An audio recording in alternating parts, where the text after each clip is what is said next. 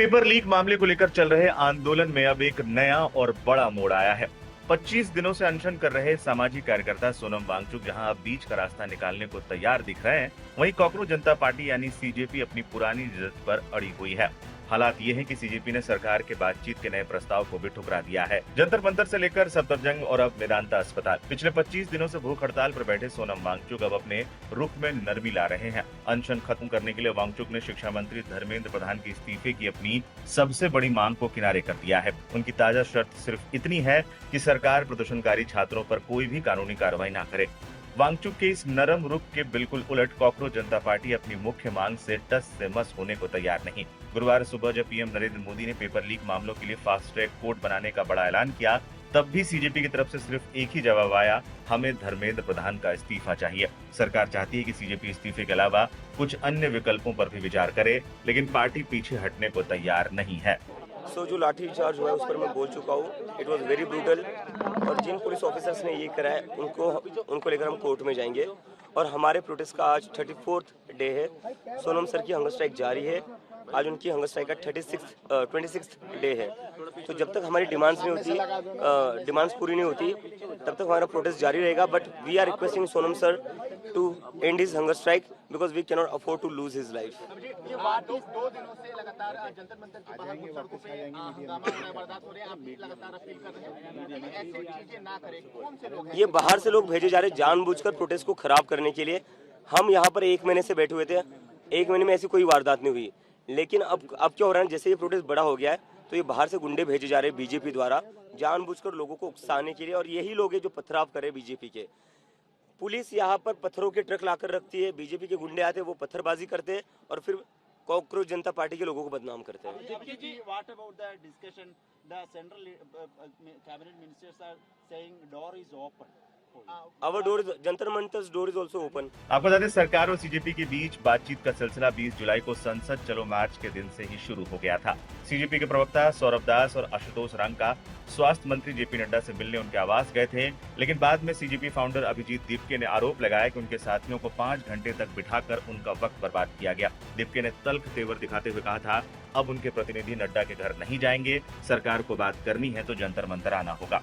हालांकि बुधवार को सीजेपी नेता आशुतोष रंका ने अपने स्टैंड में थोड़ा बदलाव करते हुए कहा कि वो किसी अन्य न्यूट्रल स्थान पर बातचीत करने के लिए जा सकते हैं, लेकिन गतिरोध अभी भी बरकरार है। न्यूज एजेंसी A9 ने सरकारी सूत्रों के हवाले से बताया है कि सरकार की तरफ से कॉकरोच जनता पार्टी को अगले दौर की बातचीत के लिए एक और नया प्रस्ताव भेजा गया है, जिसे सीजेपी ने सिरे से ठुकरा दिया। प्रधानमंत्री जी पेपर लीक होने के बाद क्या सजा मिलनी चाहिए उस पर बात कर रहे हैं, लेकिन पेपर लीक हो क्यों रहे हैं उस पे क्यों बात नहीं हो रही है। पेपर लीक इसलिए हो रहे हैं क्योंकि ऊपर से लेके नीचे तक सिस्टम में इनकॉम्पिटेंट और करप्ट लोग बैठे हैं, जिसमें शिक्षा मंत्री जी टॉप पर हैं। ये लोग पेपर लीक को एक संगठित माफिया की तरह चलाते हैं। ये लोग को पैसे मिलते हैं, ये लोग पैसे बनाते हैं, इनकी सरकारें चलती है, ये एक ऑर्गेनाइज्ड गिरोह है।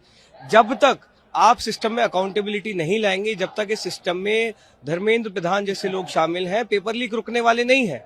आप चोट लगने के बाद मरहम लगाने की बात कर रहे हैं, लेकिन सवाल यह है कि चोट लग क्यों रही है उस पर बात नहीं होगी तब तक आप पेपर लीक की समस्या को नहीं रोक सकते, क्योंकि एक बहुत सिस्टमिक प्रॉब्लम है। इसमें ऊपर से लेकर नीचे तक सब लोग शामिल हैं, बहुत सारे स्ट्रक्चरल प्रॉब्लम्स हैं।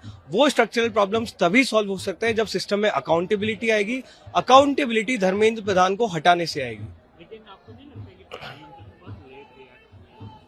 कम से कम रिएक्ट किया, वही अच्छी बात है। अब तो इस देश में प्रधानमंत्री जी के रिएक्शन को ही इतनी बड़ी न्यूज मान लिया गया है, क्योंकि उनसे प्रेस कॉन्फ्रेंस होती नहीं है, आके वो युवाओं के सवालों का जवाब दे नहीं सकते हैं। हमारे डिमांड चार्टर पे उन्होंने आज तक बात नहीं की। जब उनके खुद के वोटर्स धर्मेंद्र प्रधान का इस्तीफा मांग रहे हैं, उस पर आज तक रिएक्ट नहीं किया।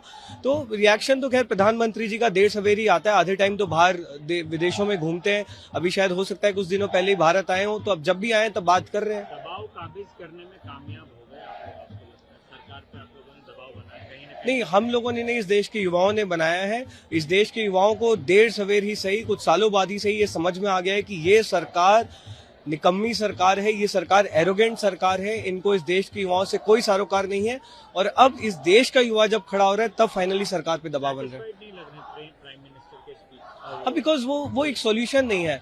आप सिम्टम को ट्रीट करने की बात कर रहे हैं, आप डिजीज को ट्रीट ही नहीं कर रहे हैं। पेपर लीक कैसे रुके? पेपर लीक हो क्यों रहा है? आप कह रहे हैं कि एक बार पेपर लीक हो गया तो उसके बाद हम सजा दिलाएंगे। अरे भाई, पेपर लीक होने के बाद बच्चों का तो फ्यूचर बर्बाद हो गया ना।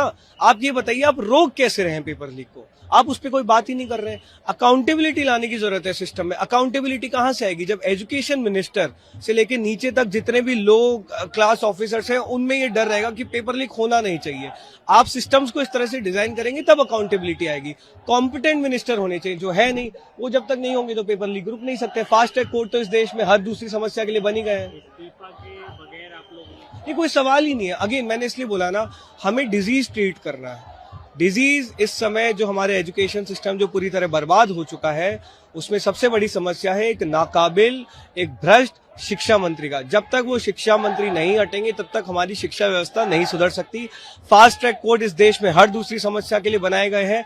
कितनी समस्याएं सुलझ गई हैं आप भी जानते हैं, हम भी जानते हैं। एक तरफ वांगचुक का बदला हुआ रुख और दूसरी तरफ सरकार से बातचीत का टूटता सिलसिला। सीजेपी की इस्तीफे की जिद के बीच अब देखना दिलचस्प होगा कि ये आंदोलन कोई ठोस नतीजा निकाल पाता है या नहीं, या फिर आपसी मतभेदों की ढेर चढ़ जाएगा।